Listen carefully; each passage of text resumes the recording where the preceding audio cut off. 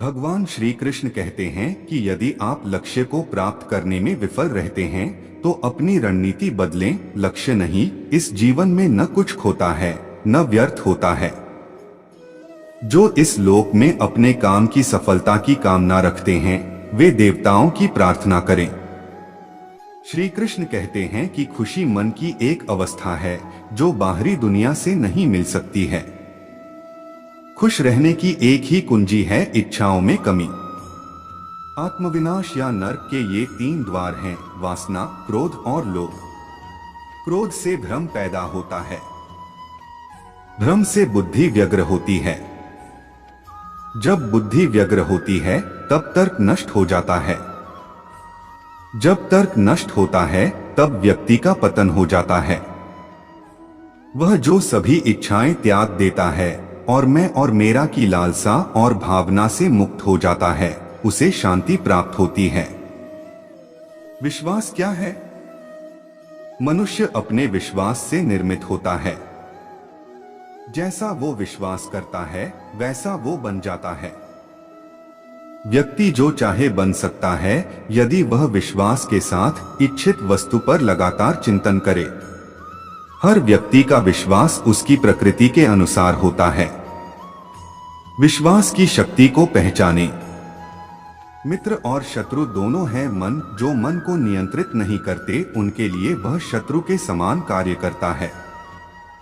मन की गतिविधियों, होश, श्वास और भावनाओं के माध्यम से भगवान की शक्ति सदा तुम्हारे साथ है और लगातार तुम्हें बस एक साधन की तरह प्रयोग करके सभी कार्य कर रही है।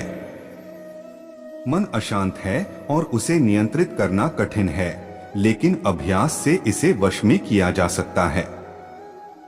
सर्वोच्च शांति पाने के लिए हमें हमारे कर्मों के सभी परिणाम और लगाव को छोड़ देना चाहिए। केवल मन ही किसी का मित्र और शत्रु होता है। निर्भीक बनो, उससे मत डरो जो वास्तविक नहीं है, न कभी था न कभी होगा। जो वास्तविक है वो हमेशा था और उसे कभी नष्ट नहीं किया जा सकता। प्रबुद्ध व्यक्ति के लिए गंदगी का ढेर, पत्थर और सोना सभी समान हैं। संशय न करो, सदैव संदेह करने वाले व्यक्ति के लिए प्रसन्नता न इस लोक में है न ही कहीं और। आत्मज्ञान की तलवार से काटकर अपने हृदय से अज्ञान के संदेह को अलग कर दो। अनुशासित रहो, उठो। संदेह, संशय, दुविधा या द्वंद्व में जीने वाले लोग न तो इस लोक में सुख पाते हैं और न ही परलोक में। उनका जीवन निर्णयहीन, दिशाहीन और भटकाव से भरा रहता है। आत्मा न जन्म लेती है और न ही मरती है। जन्म लेने वाले के लिए मृत्यु उतनी ही निश्चित है जितनी कि मृत होने वाले के लिए जन्म लेना। इसलिए जो अपरिहार्य है उस पर शोक मत करो। न कोई मरता है और न ही कोई मारता है, सभी निमित्त मात्र हैं। सभी प्राणी जन्म से पहले बिना शरीर के थे, मरने के उपरांत वे बिना शरीर वाले हो जाएंगे। यह तो बीच में ही शरीर वाले देखे जाते हैं, फिर इनका शोक क्यों करते हो? यह आत्मा किसी काल में भी न जन्मती है और न मरती है, अथवा न यह आत्मा होकर के फिर होने वाली है, क्योंकि यह अजन्मी, नित्य, शाश्वत और पुरातन है। शरीर के नाश होने पर भी यह नष्ट नहीं होती है। कभी ऐसा समय नहीं था जब मैं, तुम या ये राजा महाराजा अस्तित्व में नहीं थे।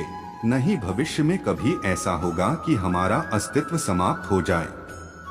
हे अर्जुन, हम दोनों ने कई जन्म लिए हैं। मुझे याद हैं, लेकिन तुम्हें नहीं। कर्मवान बनो, निःसंदेह कोई भी मनुष्य किसी भी काल में क्षण मात्र भी बिना कर्म किए नहीं रहता, क्योंकि सारा मनुष्य समुदाय प्रकृतिजनित गुणों द्वारा परवश हुआ कर्म करने के लिए बाध्य किया जाता है। अपने अनिवार्य कार्य करो, क्योंकि वास्तव में कार्य करना निष्क्रियता से बेहतर है। ज्ञानी व्यक्ति को कर्म के प्रतिफल की अपेक्षा कर रहे अज्ञानी व्यक्ति के दिमाग को अस्थिर नहीं करना चाहिए। अप्राकृतिक कर्म बहुत तनाव पैदा करता है। किसी और का काम पूर्णता से करने से कहीं अच्छा है कि अपना काम करें, भले ही उसे अपूर्णता से करना पड़े। बुद्धिमान व्यक्ति कामुक सुख में आनंद नहीं लेता। कर्मयोग वास्तव में एक परम रहस्य है।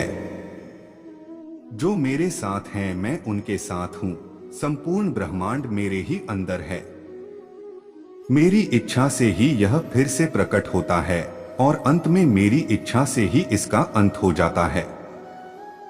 मेरे लिए न कोई घृणित है न प्रिय, किंतु जो व्यक्ति भक्ति के साथ मेरी पूजा करते हैं वो मेरे साथ हैं और मैं भी उनके साथ हूँ।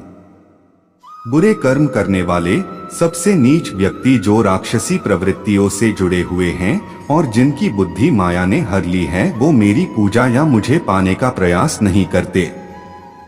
हे अर्जुन, कल्पों के अंत में सब भूत मेरी प्रकृति को प्राप्त होते हैं, अर्थात प्रकृति में लीन होते हैं, और कल्पों के आदि में उनको मैं फिर रचता हूँ। मैं उन्हें ज्ञान देता हूँ जो सदा मुझसे जुड़े रहते हैं और जो मुझसे प्रेम करते हैं।